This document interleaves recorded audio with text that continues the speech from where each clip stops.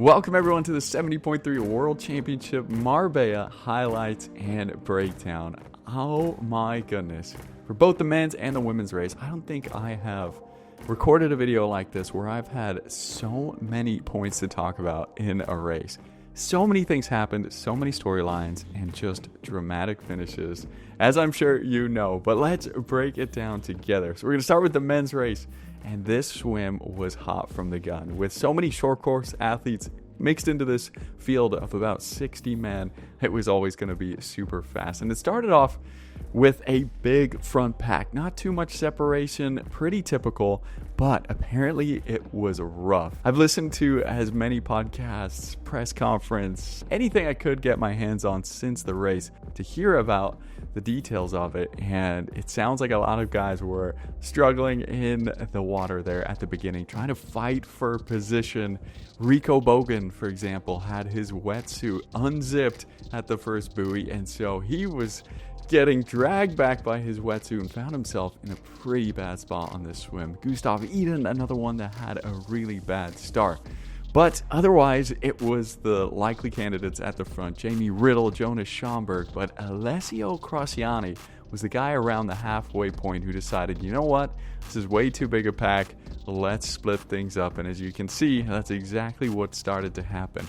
A front group started to form behind him of still quite a few guys, 15 plus guys. And then there was a little gap, 10, 15, 20 seconds to another big second pack. But this swim by Alessio was unbelievable. When you think about how hard it is to drop the likes of Jamie Riddle, Jonas Schomburg, I mean, this was probably one of the best swims we've ever seen at a 70.3 World Championship. So he deserved all the limelight he got exiting transition here alone, hopefully making his wetsuit sponsor super happy there.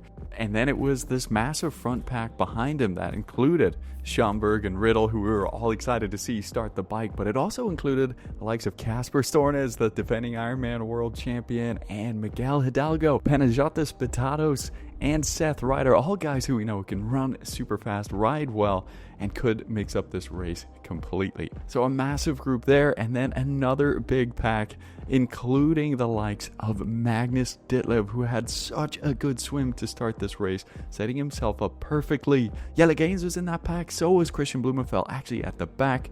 Not his best swim. Jelle was super upset with his swim and wanted to get to the front of the race right away. He said he went all out in the transition, got going as fast as he could, trying to get to the front of the race. And then we saw what happened next. All of a sudden, he is faced with a right-hand turn that he wasn't expecting. He said he heard a bottle drop behind him that kind of distracted him. And then he slammed on the front brakes, skidded out underneath the barrier. He said he was still clipped into his bike. It was a big mess. He was in a lot of pain. His visor fell off, his rear derailleur bent, and so did his front extensions. But amazingly, he wasn't out of the race, the defending champion, and he got back up on his bike and got going. And as you'll see throughout the rest of the video, this wasn't the only thing that happened to Jelle. So this front of this race was packed. I mean, I don't think I've ever seen a race like this. About 40 guys gunning it, trying to get in a good position from the start because they knew this was the flat section before a massive climb and just a whole day of climbing up ahead. So if you were in the back, it's going to be really hard to overtake people on the climbs, pushing well over 350, 400 watts.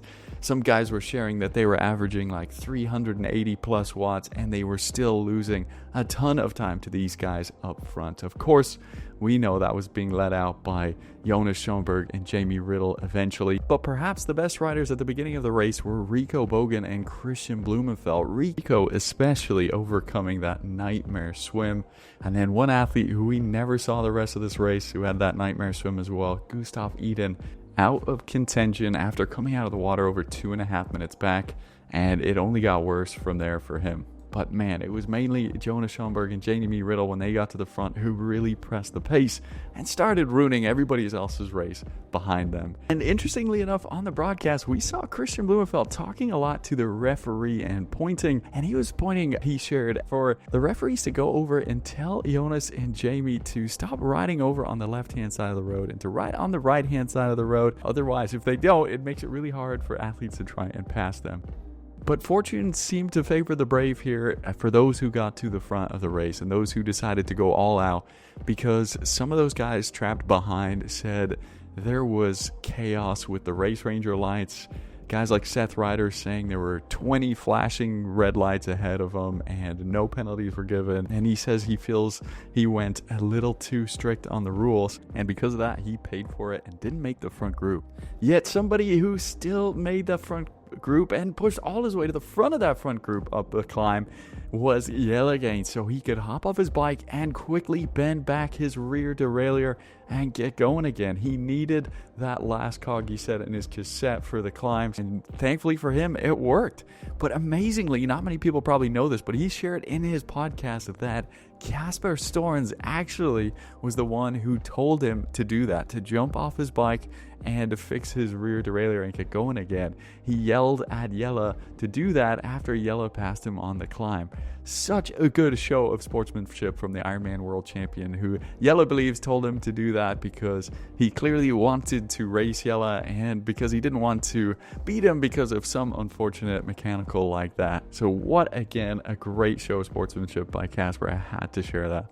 After those initial climbs in this front group of 10 or 11 got moving, there was no catching up to them. And with, I think I counted 6 or 7 motos at a time in the front of this group, this front of the race was moving fast. And especially when the likes of Magnus Ditlev and Matisse joined in. But for now, it was about 10 guys.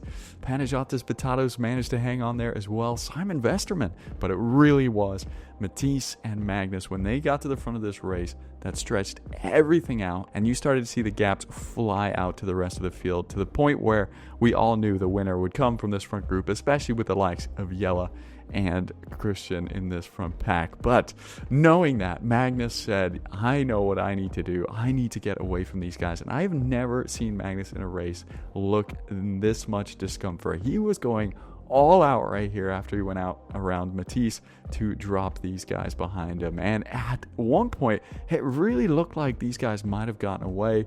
However, there was always somebody willing to close the gap. At first, that was Jelle moving past Matisse, getting back up to Magnus. And then at another time where Magnus, Jonas, and Jamie seemed to have got a gap, Christian made a big move around and covered that gap. So on those hard, tough climbs, they gave it a go to get the separation from Christian and Jelle, but it just wasn't going to happen. Interestingly enough, Christian, the day before the race, shared that he changed his gearing setup to a 1x62 chainring. He was going to go with a 6248, decided to go with the 1x after talking to ChatGPT to figure out what his cadence would be. And then he also raised his saddle a day before the race. Just classic Christian things, but he said it seemed to pay off for him. Yeah, he was riding extremely well, although a couple times we wondered, man, this gap was getting a little bit further than he probably would have liked, but he always managed to close it and get back into that front group. Then it was on to the descent, and as you can imagine, it was fast and furious. But I think the descent at this race is perfectly timed, allowing the athletes to recover a little bit after what was probably one of the hardest 2 hours of riding that they've had to do all season. But they had to stay focused because this was a fast descent. And Rico Bogan, we saw taking some risks, going around the corners, doing some overtakes as expected from him. And then they had to stay focused again on the flats before transition to jockey for position. Jamie Riddle, Christian Blumenfeld, Jelle Gaines making their moves to get to the front of this race. Jelle tried to rack his bike here, but we didn't see it actually fall over. So he had some issues in transition as well with his shoes, whereas Christian, with his laceless on shoes and also opting for no socks, meant he was out right away with Rico at a great transition too, whereas Jelle was really struggling to get a shoe on and then had to re-rack his bike. He's usually so good at transition, so that must have been killing him. And then Kasper as well, deciding to put on socks, and he's wearing Adidas shoes instead of Asics for this race.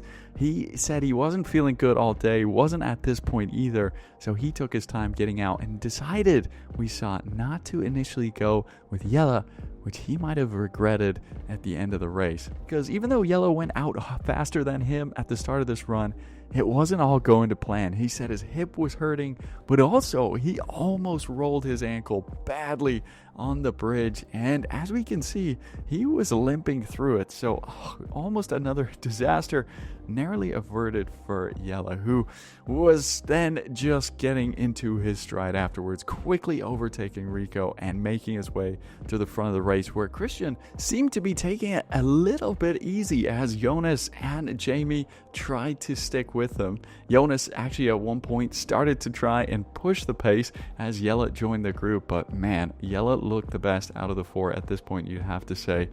And 4 quickly became 3 as Jamie couldn't hold the pace, and Jelle moved to the front, and whenever there was a little bit of elevation, started to turn the heat on. Christian was then the only one able to go with him, and the mind games truly began as Christian sat in on Jelle for most of the rest of this run and clearly waiting for a moment to make his big move. Then Casper behind them had lost a good bit of time initially, up over a minute, but was picking off Jamie Riddle and slowly working his way to Jonas, and they would have a really interesting battle of their own, because as Casper caught Jonas shared that Casper was breathing exceptionally heavy and pulling off some Hollywood moves, he says, to make him think that he was really suffering. I had a little fight for the podium with Casper. He started to breathe really hard and was like, oh no, he's acting now Hollywood. But I knew the attack was coming, and it came, and he dropped me. It was fun. It was just fun. Casper admitted to this as well, and then finally decided to make his move at the right time and push past Jonas hard, who had no response. But this was where it started to get super entertaining, because even though Jelle was still pushing the uphills and pushing Christian, Casper was actually gaining time on both of them at one point to even 30 seconds as these two kept playing mind games, and Jelle even pulled over to the side. He'd had enough of towing Christian along and let him go by, but Christian clearly didn't want to be there and didn't continue the pace that Jelle had set, and eventually on one of the hills said he actually wanted to wait for a sprint finish with Casper, and so Jelle had to go to the front because he obviously didn't want that. Jelle knew he was playing mind games with him at this point and decided he would take the race back into his own hands. Behind them even further was Rico Bogan battling it out against Magnus Ditlev.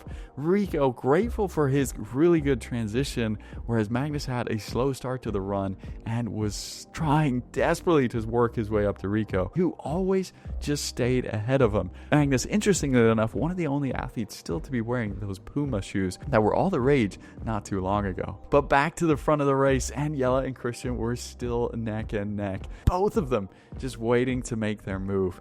And eventually Casper realized he wasn't going to make up that gap in time and decided on the jetty to cheer on his teammate Christian. Another epic moment of sportsmanship from him. You can really hear it on some audio clips of it. He was screaming for Christian to go and win this. But however, he was locked into a duel with one of the fastest runners our sport's ever seen, and it was to be the craziest finish we've ever seen at a 70.3 World Championships, as these two were locked in as the streets were lined with fans and running desperately to try and get the inside corner for the finish line shoot. And at first it looked like Christian had got it, but Jelle Gaines fought back, edged his way past on the inside, and from there was just too strong for Christian, who knew at that moment he had lost it. And Jelle Gaines became just one of a few athletes who's managed to defend his title, goes back to back, and now is a 2-time 70.3 world champion. Christian was clearly gutted, does not ever race for second place, but was gracious in defeat afterwards in what's been an epic season where again he's won the Ironman Pro Series. Casper Thorn's really impressive race to back up his Ironman World Championships. Finished in third. Honestly, probably could have contended with them if it was for a better transition and a better day overall, but he was happy with that result. But I just cannot stop thinking about this race. It was so incredible. I can't wait to see those two go head to head in future races. Amazingly, we will most likely see that happen as well in Kona next year, as Jelle announced he will be aiming for that race in 2026. But now I have to do the same thing again for the women's race, which was also a spectacular one. One where the headlines were all about Taylor Knibb and Lucy Charles-Barkley, who announced relatively last minute on social media that they would in fact be traveling to do the race after their Kona meltdowns. How would they have recovered? Would they have been able to do any training since then? And how would their bodies respond going all out for a 70.3 world title? Taylor looking to become the first athlete to win 4 consecutively, and Lucy trying to reclaim her title from St. George some years ago. So it all started off perfectly for Lucy as expected, breaking away at the front. But with the likes of Jess Learmoth, it wasn't always a certainty, but she did manage to get that gap. And even though it was Taylor and Jess back there working together, they couldn't keep her pace, especially on a day where there was a fair bit of swell and current to deal with, which Lucy always thrives in, as we know from Kona. Behind them was Jennifer Arnold, Brazilian athlete, and then a large chase pack, which included the likes of Paula Findlay, Solveig Lovseth, and Kat Matthews was in there as well, having a great swim.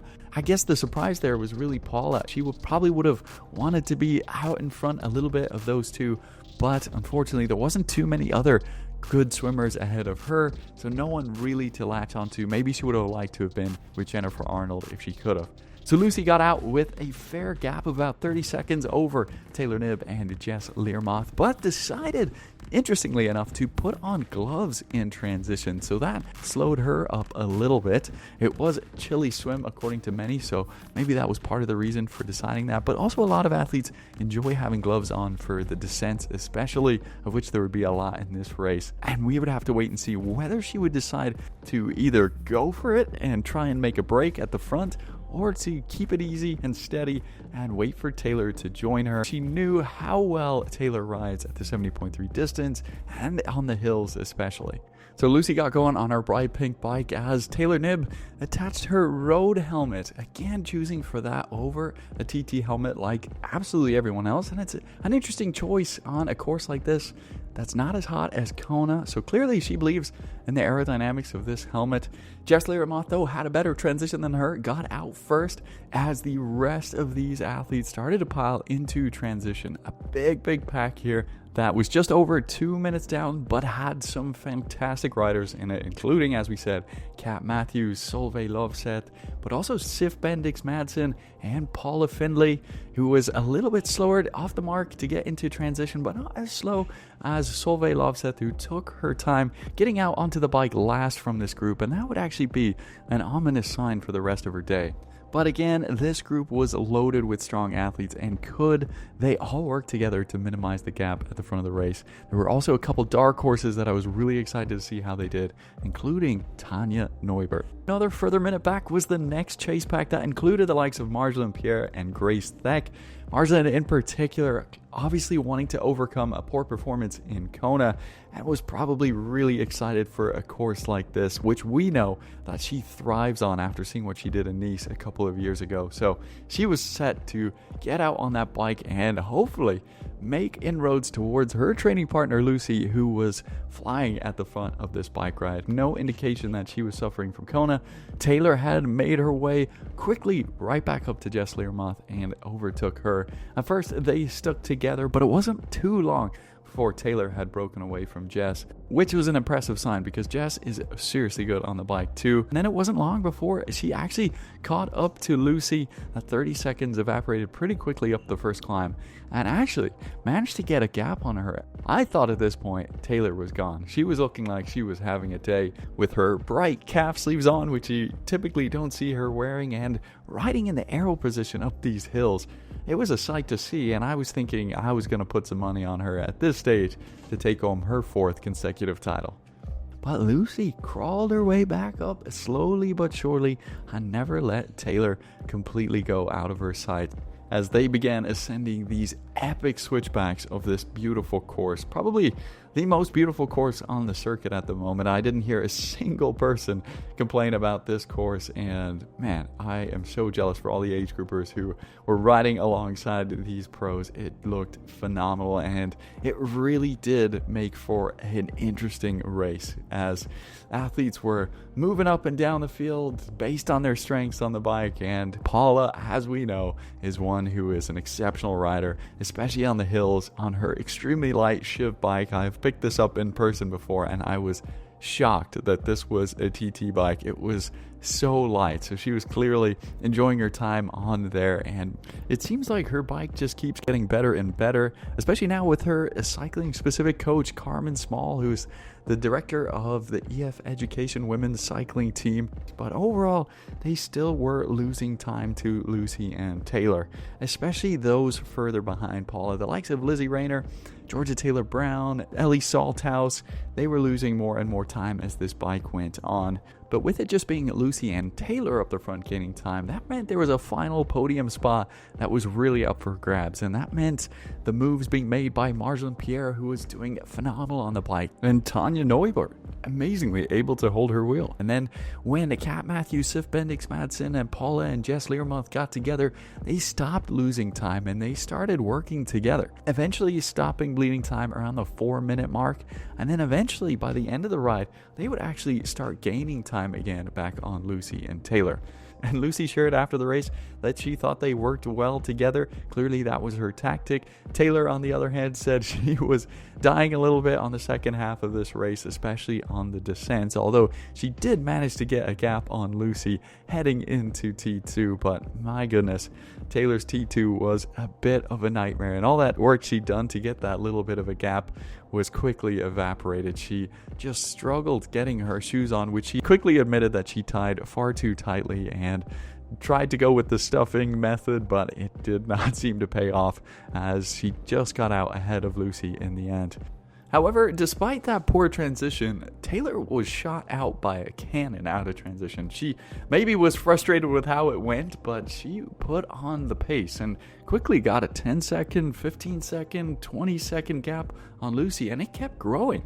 And she was looking really good. Lucy behind her looked good, but her form just seemed to get better and better. She really eased into this run. Interestingly enough, Lucy was wearing the Metaspeed Rays for this race, a new version of them, which is the same shoe that Kat wore in Kona as she set the run course record.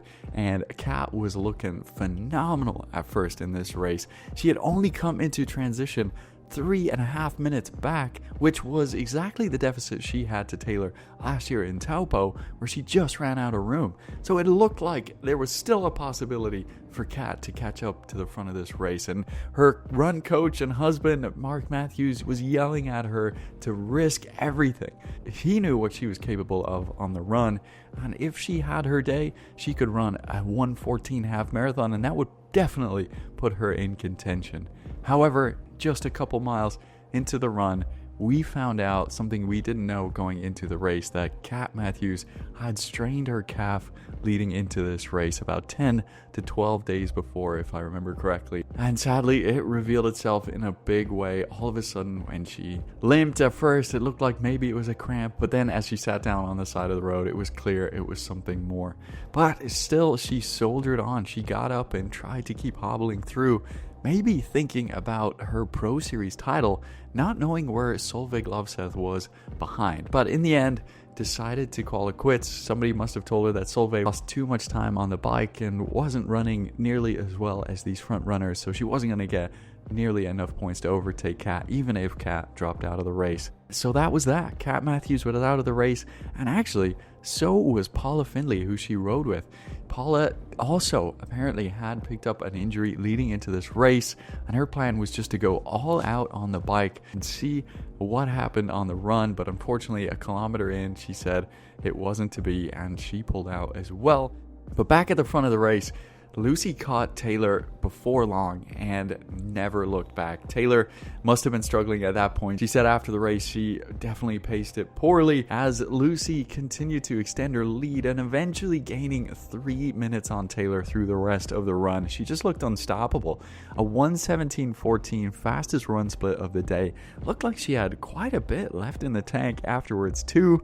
Clearly that career best form she was saying she had in Kona was true, and now she will see if she can continue that all the way until the T100 Grand Final, which we all know is going to be really close for the series standings. And can Taylor challenge her there? I'm so glad we will have another showdown between these two.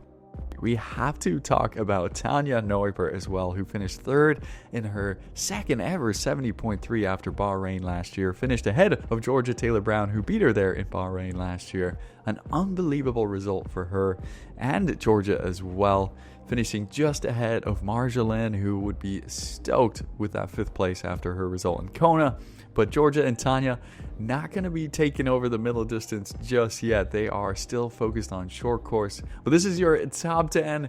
We also had Solveig Lovseth in 6th place. Not enough to overtake Kat in the Pro Series, despite Kat pulling out of the race. Jess Learmonth in 7th. Lizzie Rayner in 8th. Hannah DeVet and Ellie Salthouse having great races to finish in 10th place in a super large, strong field. But what a weekend it was. What racing we had. Nice next year is going to have some big shoes to fill. The 70.3 World Championships just continues to grow. The fans there were incredible, and I am really looking forward to the last couple races of the season, making some more roundup videos as always.